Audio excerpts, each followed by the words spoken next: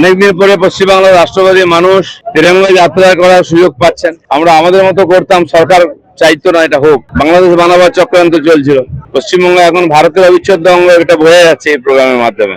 পশ্চিমবাংলার মানুষকে 50 বছর ধরে উল্টো দিকে হাঁটানো হয়েছে। দেশের বিরুদ্ধে, দেশের সংবিধানের বিরুদ্ধে, কোর্টের বিরুদ্ধে তাদেরকে নিয়ে শেখানো হয়েছে, করানো হয়েছে।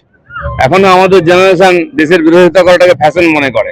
ইউনিভার্সিটি কলেজের ছেলে মেয়েদের, তারা জানে না যে দেশভক্তিটাও একটা জীবনের উদ্দেশ্য হওয়া উচিত। সেটাকে তুলে ধরার দায়িত্ব আমাদের। এখন আমরা সেটা করছি। এই ধরনের অনুষ্ঠানের মাধ্যমে দেশের মধ্যে, সমাজের মধ্যে দেশভক্তি জাগবে, নতুন প্রজন্ম এর সঙ্গে যুক্ত হবে। মাতঙ্গিনী হাজরা এই তেরঙ্গার জন্য প্রাণ দিয়েছিলেন, গুলি খেয়েছিলেন এই বাংলার মাটিতে, এবং বারে বারে এই তেরঙ্গা নিয়ে বা তখন রাষ্ট্রবাদী আন্দোলনের নেতৃত্ব বাংলার মানুষরাই দিয়েছেন।